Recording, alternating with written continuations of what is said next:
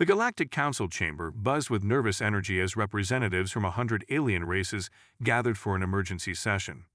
At the center of the vast, domed room stood High Counselor Zixera, her iridescent scales shimmering under the soft glow of floating orbs. Esteemed colleagues, Zixera's voice echoed through the chamber, silencing the murmurs. We face an unprecedented situation. Our deep space probes have detected a new sentient species on the fringes of the Andromeda Arm. Initial scans indicate they possess faster-than-light technology and are poised to make their first interstellar journey. A collective gasp rippled through the assembly. Ambassador Krull of the Thoraxians raised a spindly appendage. High Counselor, surely this is cause for celebration. A new race joining the galactic community. I'm afraid it's not that simple, Zixera interrupted, her tone grave. The planet these beings inhabit, it's unlike anything we've encountered before. With a wave of her hand, a holographic image materialized above the council floor. It showed a blue and green world, swirling with white clouds. But as the image zoomed in, the assembled aliens recoiled in horror. By the cosmic egg, whispered Ambassador Krull. Is that fire? Indeed, great swaths of the planet's surface were engulfed in flames. Massive storms raged across entire continents, while in other regions, the ground itself split open, spewing molten rock. This, Zixera said, her voice barely above a whisper, is what the inhabitants call Earth. A death world of unimaginable proportions. The hologram shifted, showing glimpses of Earth's history.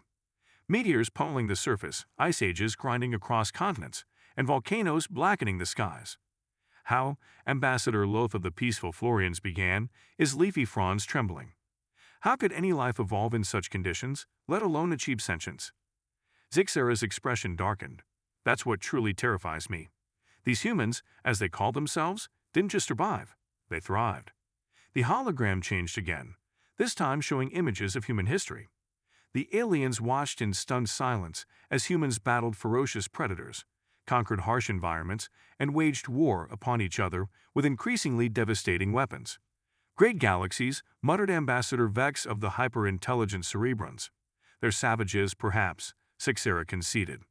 But savages who have mastered the atom, walked on their own moon, and now stand on the brink of joining us among the stars. The chamber erupted into chaos. Some demanded immediate military action to contain the human threat. Others argued for isolation, to quarantine Earth and its dangerous inhabitants. A few brave voices called for caution and understanding. Zixera raised her hands, calling for order. We cannot act rashly. Yes, these humans are dangerous, but they are also resourceful, adaptable, and possess a drive unlike anything we've seen. We must approach this situation carefully. Ambassador Krull spoke up again. What do you propose, High Counselor? Zixera took a deep breath. We will send an envoy to Earth, a diplomatic mission to establish first contact and assess the true nature of these humans. But we must choose our representative wisely, someone who can navigate the potential dangers of this death world and its formidable inhabitants. A tense silence fell over the chamber. The idea of setting foot on such a hostile planet, let alone facing its terrifying denizens, sent shivers through the assembled aliens. Finally, a voice spoke from the back of the room. I will go. The crowd parted to reveal Ambassador Zora of the Listini, a race known for their empathic abilities and cool logic. Her silver eyes scanned the room, meeting the gazes of her fellow representatives. My people have long studied the cultures of the galaxy, Zora said, her melodic voice carrying across the chamber. If anyone can hope to understand these humans to find common ground, it is us. Murmurs of agreement and relief rippled through the assembly. Zixera nodded solemnly. Very well, Ambassador Zora. You will lead our diplomatic mission to Earth, but be warned. You will be venturing into the unknown, facing beings who have been forged in the crucible of the galaxy's most unforgiving world. Zora bowed her head. I understand the risks, High Counselor, but I also see the potential. If we can forge an alliance with these humans, imagine the strength they could bring to our galactic community. As the council session adjourned, the alien representatives filed out, their minds reeling from the revelations about Earth and its inhabitants. They knew that the galaxy stood on the precipice of change. The humans were coming, whether the rest of the universe was ready or not. And as Ambassador Zora began her preparations for the perilous journey to Earth, she couldn't help but feel a mix of terror and exhilaration. She was about to make first contact with the children of a death world, creatures who had conquered a planet that by all rights should have conquered them. The fate of the galaxy now rested on her ability to understand and negotiate with the most feared species in the known universe. The humans were coming, and the stars themselves seemed to hold their breath in anticipation. Ambassador Zera stood at the viewport of the Galactic Council's flagship, the Celestial Harmony, as it entered Earth's solar system. Her silver eyes widened at the sight of the blue planet growing larger against the backdrop of stars. "It's beautiful," she murmured, "and terrifying." Captain Crix, a veteran of the Galactic Peace Corps, nodded grimly. "Don't let its appearance fool you, Ambassador. Remember what we've learned about this death world." As they approached Earth's orbit, a transmission crackled through the ship's communications system. A deep, authoritative voice filled the bridge. "Unidentified vessel, this is Earth's Space Command. State your purpose and intentions." Zora took a deep breath and stepped forward. "Earth Space Command, I am Ambassador Zora of the Galactic Council. We come in peace, seeking diplomatic relations with humanity." There was a long pause before the reply came. "Ambassador Zora, you are cleared for landing at the United Nations spaceport. Welcome to Earth." As the Celestial Harmony descended through Earth's atmosphere, Zora felt the ship shudder. Captain Crix gripped the controls tightly, his exoskeleton creaking with tension. "By the cosmos," he muttered, "the gravity here is crushing. How do the humans endure this?" They touched down on a massive landing pad surrounded by towering structures of glass and steel. A delegation of humans awaited them, led by a tall, broad-shouldered man with graying hair and piercing blue eyes. Zora disembarked, feeling the full weight of Earth's gravity pressing down on her slender frame. She approached the human leader, noting the barely concealed looks of awe and apprehension on the faces of his entourage. "Ambassador Zera," the man said, extending his hand. "I'm Ambassador James Carter. On behalf of the people of Earth, welcome to our world." Zera hesitated for a moment before grasping his hand, marveling at the strength in his grip.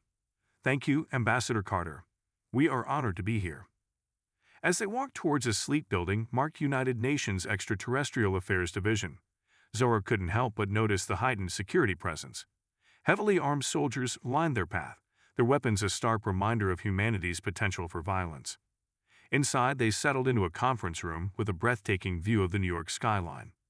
Ambassador Carter began the proceedings with a warm smile that didn't quite reach his eyes. "We're thrilled to finally make contact with the galactic community," he said. "But I must admit, we're curious about the timing of your arrival. Our long-range sensors detected your approach weeks ago. Why the delay in making contact?" Zora exchanged a glance with Captain Crix. This was the moment of truth. "Ambassador Carter," she began carefully, "we needed time to prepare. You see, in our galactic database, Earth is classified as a death world, the most dangerous planet we've ever encountered. We needed to ensure we could safely interact with your species." The room fell silent. Ambassador Carter's smile faded, replaced by a look of disbelief. "A death world? Us? I'm not sure I understand." Zora activated a holographic display, showing the harsh conditions of Earth's history. "Your planet's extreme weather, tectonic instability, and dangerous wildlife make it inhospitable by our standards. The fact that your species not only survived but thrived in such conditions is, frankly, terrifying to many in the galactic community." The human delegation exchanged looks of surprise and, to Zora's concern, pride. Ambassador Carter leaned forward, his eyes glinting. "I see. And what exactly does this classification mean for Earth's position in the galactic community?" Zora chose her words carefully. "We hope to establish peaceful relations and cultural exchange. However, there are concerns about integrating a species with your unique capabilities into the wider galactic society." Ambassador Carter's jaw tightened. "Are you saying we're to be isolated, quarantined?" As the meeting continued, Zora sensed a growing tension in the room. The humans, initially welcoming, now regarded their alien visitors with a mix of suspicion and indignation. She realized that bridging the gap between Earth and the galactic community would be far more challenging than she had anticipated. As night fell over New York City, Zora stood at the window of her assigned quarters, watching the bustling metropolis below. The energy of the city, the resilience of its inhabitants, both awed and unnerved her. She couldn't shake the feeling that they were standing on the brink of either a new era of cooperation or a disastrous conflict that could reshape the galaxy. Part 3. Cultural Clash. Misunderstandings and Mounting Fears. In the weeks that followed, Zora and her team worked tirelessly to foster understanding between Earth and the Galactic Council. They attended diplomatic functions, cultural exhibitions, and even sporting events in an effort to grasp the complexities of human society. But with each passing day, the cultural divide seemed to widen. At a state dinner in Washington, D.C., Zora watched in horror as the human dignitaries devoured plates of meat, a practice considered barbaric on most civilized worlds. When she politely declined a serving of steak, her host seemed offended, as if she had insulted a sacred tradition. Meanwhile, news of Earth's classification as a death world had leaked to the human media. The response was not what Zora had expected. Instead of fear or shame, many humans seemed to revel in their newfound reputation. Earth, the galaxy's badasses, proclaimed one popular news site. Memes spread across the internet depicting humans as unstoppable space warriors, striking fear into the hearts of alien races. Zora's concerns grew when she attended a military demonstration at the invitation of the United Earth Defense Force. The display of advanced weaponry and combat tactics left her shaken. How could she convince the Galactic Council the humans were peaceful when they seemed to take such pride in their capacity for violence? On the other side, humans were becoming increasingly frustrated with what they perceived as condescension from their alien visitors. During a televised interview, a popular talk show host grilled Zora mercilessly. "So, Ambassador," the host said, his tone dripping with sarcasm, "you're saying that because we evolved on a tough planet, the rest of the galaxy is afraid of us. Sounds like they're just jealous, if you ask me." Zora struggled to maintain her composure. "It's not about jealousy. It's about ensuring peaceful coexistence. Your species has developed traits and technologies that could be devastatingly effective if used aggressively." The host leaned forward, eyes narrowing. "Are you threatening us, Ambassador?" "No, of course not," Zora exclaimed. "We're simply urging caution and mutual understanding." But the damage was done. Across Earth, protests began to spring up outside alien diplomatic missions. Humans demanded equal treatment in the galactic community, rejecting any notion of restrictions or special oversight. In response, several member races of the Galactic Council began to withdraw their representatives from Earth, citing security concerns. The Thraxians were the first to leave, followed quickly by the Florians. Zora worked frantically to salvage the deteriorating situation. She organized cultural exchange programs, scientific collaborations, and peace conferences. But at every turn, she encountered resistance, misunderstanding, and growing mistrust on both sides. One afternoon, as Zora was leaving a particularly tense meeting at the UN, she noticed a group of human protesters gathered outside. They carried signs with slogans like "Earth First" and "We're not your science experiment." As she approached her transport, a young man broke from the crowd and rushed towards her. Zora's security detail moved to intercept him, but not before he got close enough for her to see the anger and fear in his eyes. "We don't need you," he shouted. "We survived this death world without your help. We'll survive the galaxy too." As Zora was hurried into her vehicle, she couldn't shake the young man's words. She realized that in their attempt to approach humanity with caution, the Galactic Council had inadvertently stoked the very fears and aggressive tendencies they had hoped to avoid. That night, as she prepared her latest report to the Council, Zora felt a sense of impending doom. Despite her best efforts, the gulf between Earth and the galactic community was widening. Unless something changed dramatically, she feared that this cultural clash could spiral into a conflict that would reshape the very fabric of galactic society. With heavy heart, she began to compose a message, recommending the withdrawal of all alien diplomats from Earth. As she wrote, she couldn't help but wonder, had first contact been a terrible mistake? The situation reached a boiling point 3 months after first contact. Zora sat in emergency session with the Human United Nations Security Council, her silver eyes dark with worry as she listened to the heated debate. "We cannot stand idly by while the Galactic Council treats us like children," thundered the Russian representative. "If they see us as a threat, perhaps we should show them just how threatening we can be." Murmurs of agreement rippled through the chamber. Zora felt a chill run down her spine. This was exactly the scenario the Council had feared. Ambassador Carter, his face haggard from weeks of non-stop diplomacy, raised his hands for silence. "Please, let's not be hasty. Ambassador Zora has been nothing but transparent with us. We need to approach this situation with calm and reason." But calm and reason were in short supply. That very morning, news had broken that a human research vessel, U.S. Hawking, had been denied entry to a prominent galactic scientific outpost. The official reason cited security protocols concerning death world species, but to the people of Earth, it was a slap in the face. Protests had erupted in major cities across the globe. In London, demonstrators burned effigies of alien diplomats. In Beijing, hackers launched cyber attacks against galactic communication networks. And in orbit, the United Earth Defense Force had begun mobilizing its fleet, ostensibly for routine exercises. As the Security Council debated humanity's response, Zora's communicator chimed with an urgent message. She excused herself and stepped into an antechamber, her heart racing, as she read the transmission from the Galactic Council.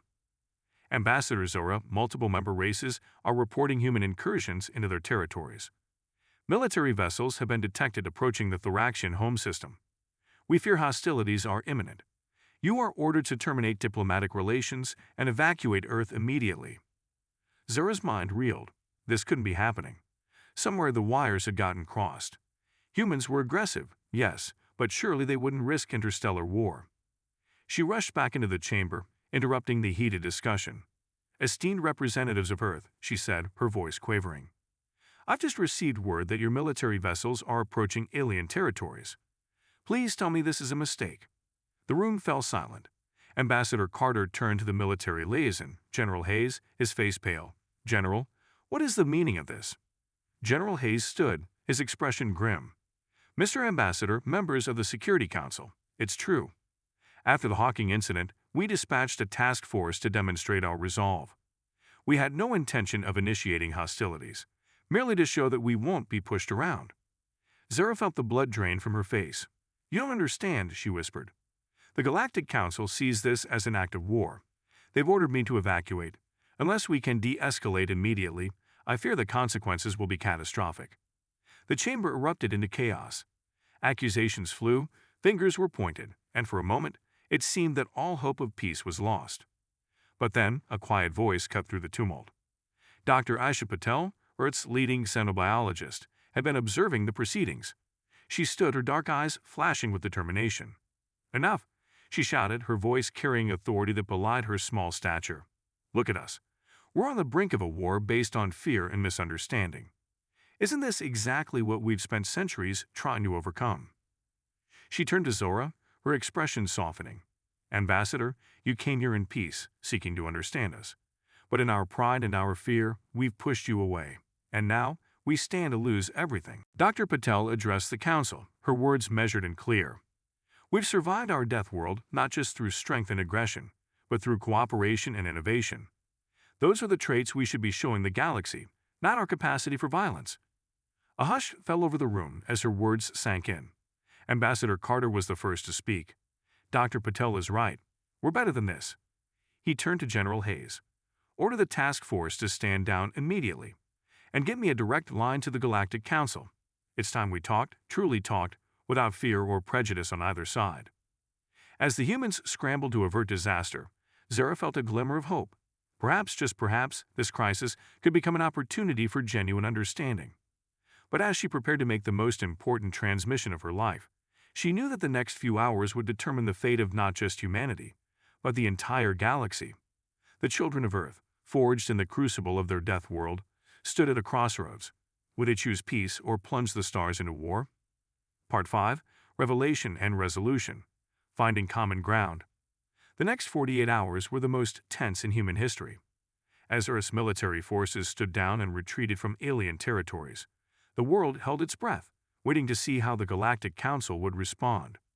Zora, Ambassador Carter, and Dr. Patel worked tirelessly, coordinating a series of emergency meetings between human leaders and representatives of various alien races.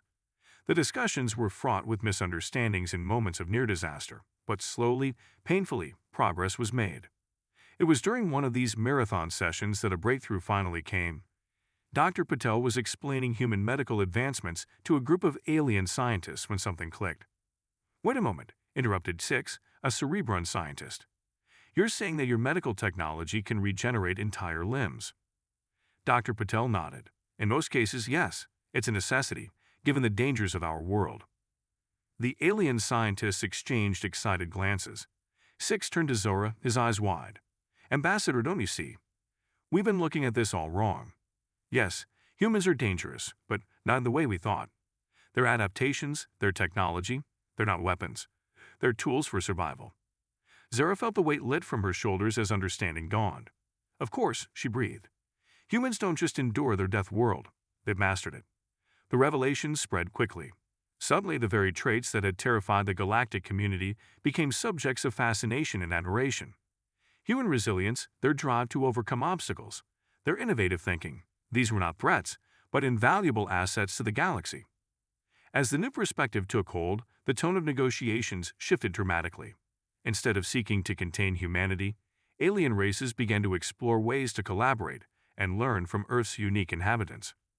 The Thoraxians, initially one of the most fearful races, now eagerly sought human expertise in developing protective exoskeletons for harsh environments. The Florians, whose homeworld was suffering from climate change, were amazed by Earth's weather control technologies. Even the Galactic Council's military arm saw the potential in human adaptability. Admiral Zorn of the Galactic Peace Corps approached Ambassador Carter with an unusual request. "Your species has an uncanny ability to think outside the box," the Admiral said. "We face threats from beyond the galactic rim that have stymied our best strategists. Would humanity be willing to lend its unique perspective to our defense planning?" Ambassador Carter smiled. "I think we'd be honored to help, Admiral. After all, we're all in this together now." As the crisis subsided and a new era of cooperation dawned, Zara found herself back in the Galactic Council chamber. But this time, she wasn't alone. Beside her stood Ambassador Carter and Dr. Padal, ready to address the assembled races of the galaxy. High Counselor Zixera called the session to order, her scales shimmering with barely contained excitement. "Esteemed colleagues," she began, "we stand at the dawn of a new age. What we once feared as a threat has revealed itself to be our greatest hope. I give you Ambassador Zara and the representatives of Earth." Zara stepped forward, her silver eyes shining. "Members of the Galactic Council, I stand before you not just as your ambassador, but as a bridge between our civilizations. We came to Earth expecting to find monsters forged in the fires of a death world. Instead, we found teachers, innovators, and potential friends." She gestured to her human companions. "Yes, humanity is dangerous, but not in the way we feared. They are dangerous to complacency, to stagnation, to the very idea that we cannot overcome the challenges that face us. Humanity's greatest strength isn't their physical prowess or their advanced weaponry.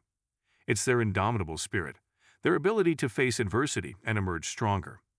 Ambassador Carter stepped forward, his presence commanding attention. "Members of the Galactic Council, we come before you not as conquerors or threats, but as partners. Earth may be a death world, but it has taught us invaluable lessons. We've learned to adapt, to innovate, and most importantly, to never give up in the face of seemingly insurmountable odds." Dr. Patel joined them, her eyes bright with enthusiasm. "We offer you our knowledge, our technologies, and our unique perspective. In return, we ask for the opportunity to learn from you, to grow alongside you, and to face the challenges of our vast galaxy together." A murmur of excitement rippled through the assembled aliens. High Counselor Zixera raised her hands for silence, her expression solemn yet hopeful.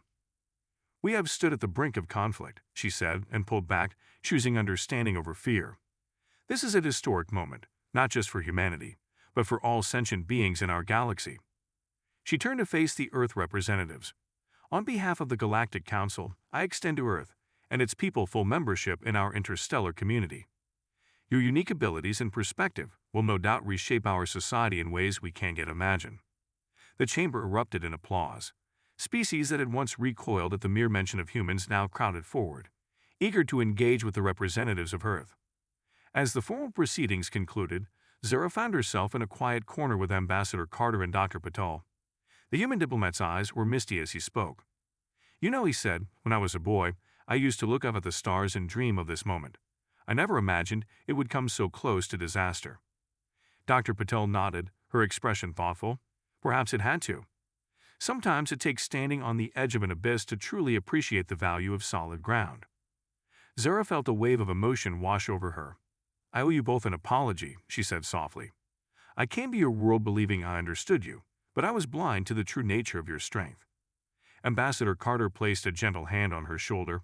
"No apologies necessary, Zora. You built the bridge that brought us here. Now it's up to all of us to walk across it together." As they looked out at the diverse gathering of species, now mingling freely and excitedly, Dr. Patel smiled. "You know, Earth may be a death world, but today, It feels like we've given birth to something truly remarkable. In the years that followed, the integration of Earth into the galactic community brought about a renaissance of culture, science, and exploration.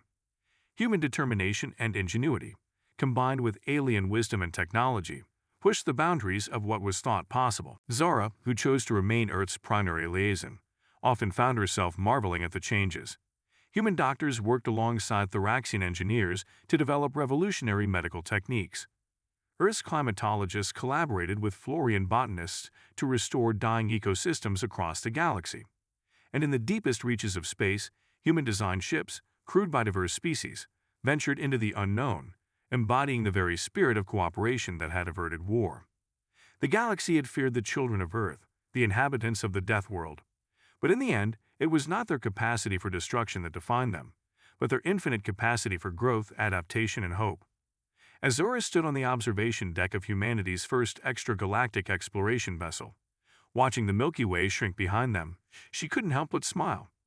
The most feared world in the galaxy had become its greatest source of inspiration, and together, united in their diversity, they were ready to face whatever challenges the universe had in store. The end.